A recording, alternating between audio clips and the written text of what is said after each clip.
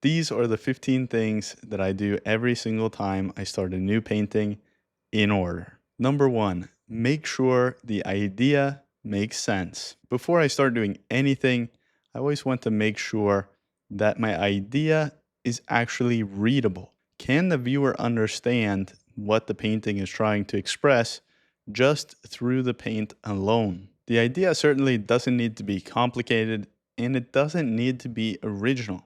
But I think you're falling short in your job if you paint something that the viewer can't understand. Number two, confirm that the drawing is actually doing its job. The drawing is the easiest place to solve problems.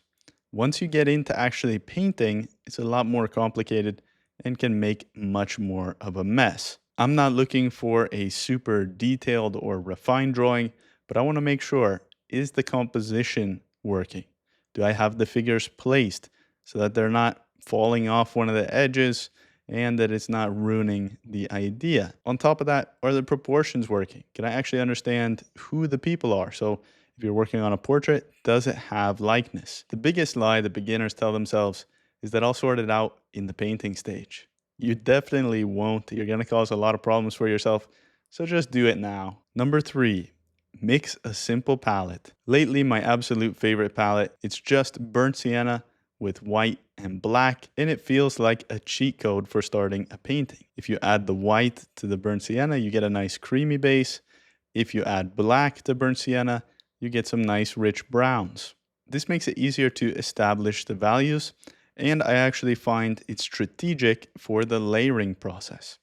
If I were to use the most extreme contrast in the very beginning, for example, blue and orange, I would basically have nowhere to go. But if I keep it simplified with just a burnt sienna, then as I start to build up the layers, I'm now able to also add another dimension of contrast, which is the more gray areas and the more colorful areas. It's a lot easier to build these color contrasts when you have a more simplified base. Number four, work without any medium. I'm not adding any medium to my paint right now.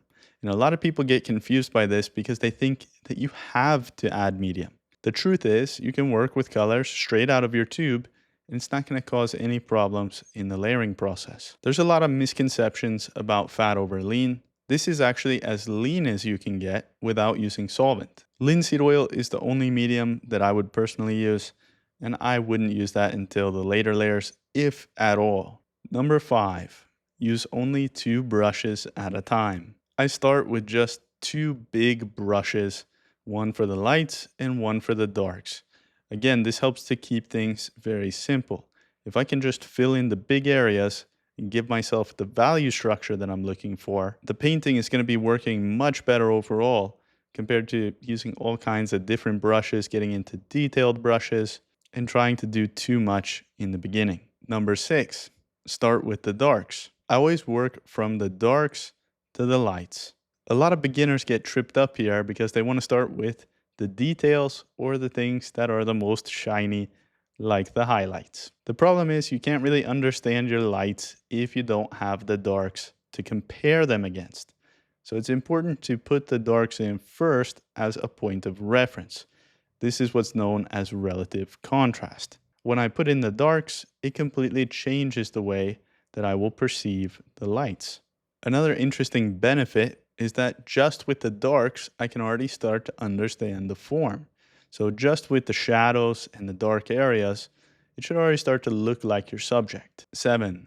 Build masses, not outlines. As much as possible, I try to avoid drawing an outline for an edge because it kills the atmosphere. Instead, I try to just build up the values and let that do the work of creating the difference of forms. The different parts of the subject get defined by these subtle variations rather than outlines. This helps a lot to keep everything soft and make it feel like there really is a three-dimensional space. Number 8, leave no gaps. Related to that previous point, I try to avoid leaving any kind of gaps between different surfaces.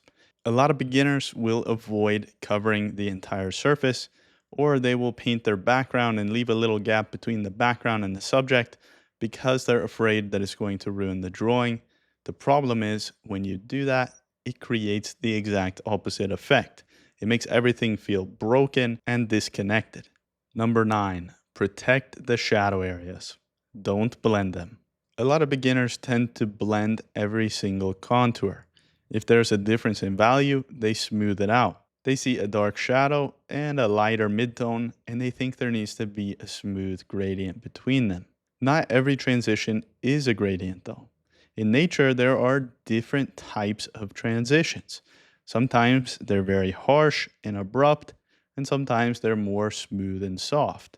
The softer transitions tend to happen more in the lights, while in the shadows, it's a little bit more sudden. 10. Mix distinct values. Mixing the palette really doesn't have to be complicated, but it's important that you have differences in value. Creating clear steps from light to dark makes it far easier once you get into the painting process to actually build the contrast so your forms have depth. So again, it's not so important to have 20 values or 20 different colors. What really matters is that you have steps from light to mid-tone to dark. 11. Keep the paint thin. The first layer should be lean, and it should really be as thin as you can comfortably make it. If you use a lot of texture in the beginning, it's going to create some problems, which also means making changes is more difficult. So the more thin that you keep it at the start, the more flexibility you'll have to build texture later on. 12. Reserve your extreme values. In the first layer, I wouldn't even touch the pure white or the pure black. A lot of beginners get tripped up with this because they think that that will provide the contrast. But here's the thing about extreme values. It only works because it's rare. If you start to use them all over the place or in big quantities, then it will lose its effect. The fact that it's rare is exactly what gives it the punch. 13. Step back and check the big picture. A lot of the time, I step back more than I'm actually painting. It's hard to understand how everything is working together if you're only looking at the painting from a few inches away. If you're focused entirely on details, you may completely miss the big picture. 14. Make sure the structure works without color. To make a form that feels three-dimensional, it's much more important that your values are working to build the structure rather than any kind of color. If values alone create a convincing form that feels three-dimensional, then colors are only going to add to that effect. But it's very easy to deceive yourself in the beginning of the process using bright and pretty colors. 15. Commit to the first layer and leave it. Overworking is one of the biggest problems that beginners have. It's something I struggled with so much.